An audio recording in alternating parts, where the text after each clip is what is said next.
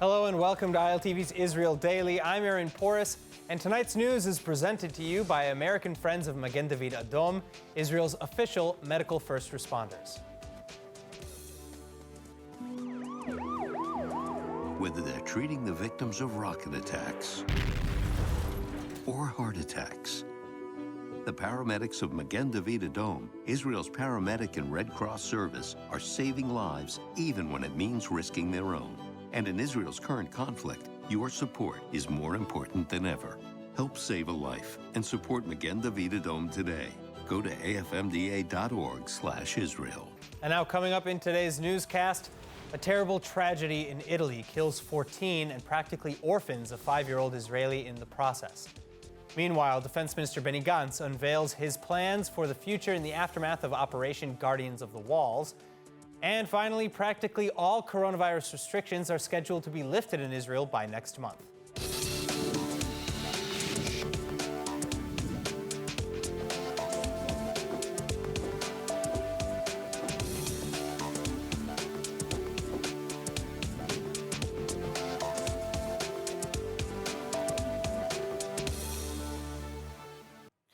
To begin, breaking news from Jerusalem. An Israeli civilian and soldier, each moderately wounded in a suspected terrorist stabbing attack near police headquarters Monday afternoon. Police reporting that the assailant arrived at the light rail station, pulled out a knife, and began to attack. Officers on site responded by shooting and neutralizing the suspect. It's unclear if this means that the attack was halted or if the attacker was killed. A freak tragedy in Italy, all but orphaning an Israeli child on Sunday. 5-year-old Eitan Biran still fighting for his life in hospital as the sole survivor of a cable car crash that killed all 14 other passengers on board. The incident occurring just 100 meters from the summit on a 20-minute cable car ride between Strisa and the Motorone mountain. It's a popular ride with tourists as it offers incredible views of the Alps. But the cable car fell some 300 meters for yet unknown reasons, killing nearly everyone inside. The other victims, including Eitan Biran's parents, Amit and Tal, Eitan's brother, 2-year-old Tom, and maternal great-grandparents Yitzhak and Barbara Cohen, who were in Italy for a visit. The Biran family, meanwhile, lived in Italy, where Amit studied medicine and worked as a Jewish school security guard. Italian authorities are announcing an official investigation into the incident with a focus on involuntary homicide and/or negligence. The ceasefire between Israel and Hamas terrorists in Gaza still holding, but the aftermath still being tallied as prospects for the future are being debated. Gazan and Israeli civilians, particularly in the Gaza periphery, still rifling through the wreckage in their communities following 11 days of heavy conflict. Israel's Operation Guardian of the Walls responding to over 4,000 indiscriminate Hamas rockets with targeted airstrikes that left 12 Israeli civilians and 1 soldier dead, as well as over 250 Palestinians in Gaza, over 200 of whom were alleged combatants. Israel's 13th victim, 73-year-old Chava Vaknin, passing away on Sunday, succumbing to a head injury sustained during Hamas's shelling. The international community, for its part, though, mostly upholding Israel's right to self-defense while calling for the truce to progress into real talks. Slovakia is a friend, and Israel is in need. Therefore, I want to say that we understand that for Israel, there is no other option but to protect itself against covert attacks and rockets coming from Hamas. This must be stopped. Es gibt das Selbstverteidigungsrecht Israels und dazu stehen wir. Und deshalb ist es auch richtig, dass Israel sich hier an dieser Stelle zur Wehr setzt und auch sehr massiv zur Wehr setzt. Aber auf der anderen Seite wollen wir natürlich auch dazu beitragen, dass diplomatische Versuche unternommen werden, eine längerfristige, nachhaltige Situation dort in der Region herzustellen. Die ist leider über Jahrzehnte nicht hergestellt worden. Das heißt aber nicht, dass man sich nicht weiter darum bemühen muss. On Sunday, United States officials likewise calling for two-state solution peace talks to begin. This in keeping with the Biden administration's Middle East policy. Secretary of State Antony Blinken, however, just ahead of a Middle East tour, reiterating that the first order of business is rebuilding Gaza and creating conditions that would allow for negotiations. Top Israeli military brass taking a different approach. Defense Minister Benny Gantz outlining his plan going forwards to strengthen the Palestinian Authority and increasingly isolate the Hamas terror group in Gaza. specifically Gantz's plan including a diplomatic and military prong. Diplomatically, Gantz advocating for getting friendly Arab nations, especially Egypt, Jordan, and those in the Gulf, to work with the Palestinian Authority as opposed to Hamas, even with matters pertaining to Gaza. Then militarily, more forceful attacks on any and all terrorist provocations coming from Gaza, meaning responding to, if not outright preempting, all major attacks targeting Israel. And finally, with respect to aid, Gantz's plan allowing for basic humanitarian aid like food, water, and power to flow into Gaza unimpeded as usual. But Gantz's conditioning higher-level aid like certain reconstruction materials on the return of Israeli citizens who've been held captive by Hamas for years. Now, despite Israel's overwhelming destruction of Hamas's capabilities in Gaza, terror groups in the Strip as well as their backers in Iran are claiming victory. Tehran arguing that the recent war serves as a spark for future operations. Here to discuss is international relations expert at the Jerusalem Institute for Strategic Studies and former head of the Foreign Relations Directorate to the National Security Council at the Prime Minister's Office, Nikki Allison. Nikki, it's a pleasure to have you back. Thank you so much. Now, Iran is happy. Do they have reason to be? Well, it's good PR for them. I could bet before the operation started that they would be happy. I think that fact that Hamas took a heavy blow doesn't matter. No matter what, they would be happy. We know they've been arming Hamas for years. They will probably try to continue to do so, but they're being careful. We have to notice their main act against Israel during the operation was to send a drone into Israel, knowing that Israel would intercept it. It was a very symbolic act. They didn't really want to start a front with Israel. All right, well, so that begs a question, because many Israelis are disappointed with Israel for not actually hitting Hamas even harder. Did Israel do enough to claim victory? I'm not sure how you define victory. Is it who had the less people wounded and dead? We have to be very realistic. If we want to break Hamas, we cannot do it instantly unless ground forces go into the Gaza Strip. And currently, the Israeli public and the Israeli government does not support it, at least the majority doesn't. It has a heavy price, everybody understands that. And all the people that are talking and saying it's going to be very easy militarily, or at least possible to go in, cut the strip into three. We've been there, we've tried that. It would have a heavy cost for us as well. And currently the policy is not to do that. So we are limited. Some things we cannot do. That is, we can do, but the state of Israel won't. And we are left again with some Hamas capabilities, some Hamas infrastructure, and no doubt they would try to rebuild it again as soon as possible. I have no illusions. This is exactly what they will try to do. United States Secretary of State Anthony Blinken is saying that the two-state solution is the only solution, but that the conditions must be right first, and that, as of right now, they are far from. What do the right conditions look like, and what needs to be done to get there in the eyes of the United States administration? First of all, the two-state solution is not vis-a-vis Hamas. It has to do with the Palestinian Authority. I think in general, the Americans are suffering from Middle Eastern fatigue, which is completely understood. They want to deal with China, they want to deal with Russia, they need to deal with their economy and infrastructure, and they are tired of they're not willing anymore. The American people is not willing anymore to give blood and treasure to the Middle East. However, the Middle East will never let you go. And they are here, they are present, and if somebody's going to lead a plan, it would be them. Conditions, I'm not sure yet, but it definitely would be with the Palestinian Authority. Hamas is not a talking partner, is not a negotiating partner. And if you don't talk to him, you need to crush him. Sorry for being very blunt. And that would be through a long war of attrition. It's going to take a long time.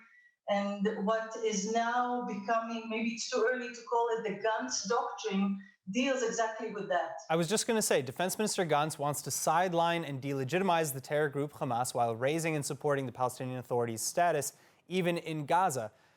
How can something like that work, especially when Hamas threw Fatah out in 2007 in a violent coup? First of all, we, Israel, need to break the terrible equation which we became accustomed to of Hamas needing more money, Hamas shooting rockets into Israel, Hamas getting more money.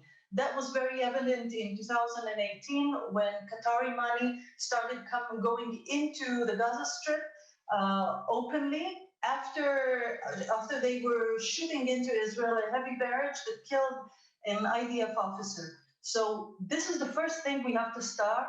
We have to restore deterrence against Hamas in that sense. If they raise their head, they need to receive a suitable answer from the IDF, and this is possible because we have intelligence, we have the capacity, and we do our best to try and avoid collateral damage. All right, Nikki Allison, thank you so much for your insights. Thank you. In other news, at least 9 Iranians reported injured on Sunday in an explosion at a factory in Isfahan, central Iran. The blast hitting around 4 a.m. in the Sepahan Nargostar chemical industries plant where explosive materials and alleged military drones are produced. Israel, meanwhile, not suspected of any involvement at this time, but an investigation into the explosion is underway. And the incident coming just a day after Iran unveiled a new attack drone named Gaza in support of Hamas. Also, just days earlier, Israeli Prime Minister Netanyahu exposed Iran as Hamas's biggest backer during the ongoing conflict with Israel, including during the latest conflict with the provision of armed drones. The true backer of much of this aggression is Iran. Iran not only supports completely the Islamic Jihad in Gaza and gives them all the financing, they also give weapons to Hamas as well as to Hezbollah, and they provide the scaffolding on which these organizations really work. While we were engaged in these hostilities a few days ago, Iran sent an armed drone to Israel from Iraq or from Syria. Iranian forces launched a drone, armed drone, which our forces intercepted on the border between Israel and Jordan. And that, I think, says everything on the true patron of terror in the Middle East and in the world, Iran. The families of the 45 crowd crush victims at Mount Meron still reeling from their losses, but they're taking a break from their grieving to pressure the Israeli government for justice. A Forum of Victims' Family is calling now for an official state-commissioned inquiry into the deaths at the Lag BaOmer festival last month. And this just ahead of the Knesset Arrangements Committee meeting Monday, which is set to vote on just this issue. The question, however, is why the family's open letter to the government is even necessary. Bipartisan support from the liberal to the ultra-Orthodox are saying that an official investigation is the only correct way to dive into Israel's worst civilian peacetime tragedy. An opposition party, Yesh Atid, already said that it will seek to fast-track a bill to form a state commission on this disaster. Prime Minister Netanyahu, on the other hand, while promising thorough investigations, has shied away from a state-run probe, with critics arguing that the premier fears the potential political repercussions. Whatever the case, as of now, only a police investigation is already underway, and no arrests have yet been made. Now, aside from looking for justice on behalf of the dead, survivors of the Mount Meron tragedy are reminding us that not all injuries are physical, and that the mental health effects often last much longer. So thankfully, Ma'ayaneh HaYeshua Hospital doing tremendous work to heal such traumas. And Chana Rifkin reports with the details. Mental health care has become especially prevalent in the past year and a half, and Ma'ayaneh HaYeshua Hospital's psychiatry department, located in the center of Bnei Brak, is helping patients through their healing process. Ma'ayaneh HaYeshua Hospital is a hospital that was established about 30 years ago, established as a community hospital. The community hospital looks into the community, sees what the needs are, and builds the needs accordingly. One unique example is its special cater to ultra-Orthodox needs, in particular providing separate wards for men and women. First of all, it is a psychiatry hospital that's attached to a general hospital, which appears to be the way that the future of psychiatry. It's much more academic, it's much more professional, it's run by the clinical standards of a general hospital. We're the only psychiatry hospital in Israel that takes patients from throughout the country, regardless of where they domiciled, where they're living. It's also the only psychiatry hospital in the country which there is no coercion. We accept patients only on a voluntary basis. We think that patients should have a voice, and patients should be comfortable in the physical conditions also where they're receiving treatment. The hospital's Family Therapy Center, also known as the Greenhouse, is accommodating to all different kinds of treatments needed, whether it be for an entire family, parent and child, mothers, teens, among others. Here we are at the Family Therapy Center, which is built like an actual home, a house. We have a kitchen and a dining table, and we have a living room with carpets and toys and sofas and a table that you could sit around the entire family. We have rooms that are built like children's room that we sit there. The families that come here feel like it's a sort of home away from home. They can actually practice home functions here in a place that looks like a home. The deadly stampede on Lag BaOmer caused many physical injuries and deaths, but reminds us that it's not just the physical injuries affecting those victims, but mental health trauma years later as well. From the heights of the happiness of Lag BaOmer to the depths of the profound nature of the tragedy, losing 45 lives suddenly in such tragic circumstances affected the community on so many different levels. Their work not over with survivors of the stampede, but continuing with witnesses, including young children. And in the emergency room, we were dealing with people who were injured physically, but also had mental health issues as a result of the trauma of the situation. The fact that many people are calling and seeking help is very exciting for me, because it means that people are listening to themselves and aware of what they feel, and I think that it will bring better outcomes. I have to say I'm very proud to be part of the team of psychotherapists and workers in Ma'aneh Yeshua. I think during this disaster I felt how much everyone was part of one big family, how everyone wanted to volunteer and help, and how we were part of the community. The hospital, persevering in its mission to heal the trauma coming along with these disastrous events, as well as bringing awareness to the public of the sensitivities and significance of mental health. An unprecedented high court ruling on Sunday going largely unnoticed, overshadowed by current events. But mostly right-wing lawmakers, including in the opposition, are crying foul, accusing the courts of an extra-constitutional coup. The courts decided 6-3 to essentially overturn a basic law amendment that allowed for an addition to the interim 2020 budget to help with COVID pandemic relief. Critics are saying that the court is assuming authority to overturn legally approved legislation. Here with more, Professor Avi Bell, Faculty of Law at Bar-Ilan University.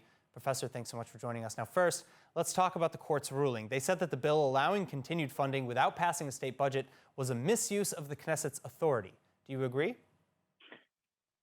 Well, that's exactly what they said. They said it's a misuse of the Knesset's, quote, constitutional authority. And by that they mean that the Knesset actually followed all the rules in passing the law, but that the court disagrees with this judgment, that the way that the Knesset arrived at its decision was, among other things, as a result of political bargaining. And the court said that if it's a result of political bargaining, that's misuse of Knesset authority, and the court can strike it down. Now, what this really means is that the court can strike down any legislation it wants, anytime it disagrees with the judgment of the Knesset. That the final judge on all legislation is actually what the three-judge panel in the court thinks is the right course of action, and not what the elected representatives of the people think. Well, so now, again, let's talk about what the role of the court in Israel is. Did the court overstep? Because isn't it, at least in part, the High Court's job to interpret the legality of Knesset actions and act as a sort of check and balance in government? Well, all this is, all the power that they're asserting here, the power to overturn laws, is not one that the court has been given in any law. The doctrine that they are using, the one that says that the court may strike down legislation when in its judgment, the Knesset misused its power by doing things that the court would not do. That's not encapsulated in any law either. All this is made up. All this is a set of powers that the court has given to itself outside of any law. And frankly, I have to say, if there were another body looking at the court, I think that they would call this misuse of judicial powers. All right, so again, can you speak a little bit about what effects this ruling has, what precedent it sets for the future, and is there any sort of appeal process or anything that is being done to negate it? Well, there's no appeal process. The only thing that anyone can do about this ruling is to pass a law. But of course, the court has already said that it won't respect any Knesset law that disagrees with the judgment of the court. So the court has found a way to make itself the absolute final rule on whether what is the law in Israel. Now, this is something that they've taken of their own, and it ultimately leads to a clash. Now, in this particular case, the court's judgment has no practical effect because all these expenditures have already gone out the door. The budget of 2020 is no longer relevant. Right? So there's no practical result. The court was simply setting down a marker that it has the ability to do anything it wants. It can overrule any Knesset legislation for any reason, any time that the court thinks that its judgment is better. And that sets up, I think in the not too distant future, a serious clash between the democratically elected officials of Israel and the court. The court is putting itself out there as the alternative rulers of the state, and it can't go on like this. All right, well, in the not too distant future, when we see or don't see the results of this ruling, I'd love to have you back to discuss. Professor Avi Bell, thank you so much. Thank you. More good news now on the COVID front. Israeli authorities moving to lift nearly all virus-related restrictions by next week. And Health Minister Yuli Edelstein's hailing the move as, quote, Israel's returning to normalcy, less than 6 months after launching the vaccination campaign. As of today, there are just 510 active coronavirus patients recorded in Israel, 59 of whom are in serious condition, and a national infection rate holding around 0.2%. So starting June 1st, all Israelis, regardless of vaccination status, will be able to enter all public facilities. And all crowd limits, both for indoors and outdoors, will be lifted. The mask mandate for people indoors, however, as well as limits on international travel, still in place for the time being.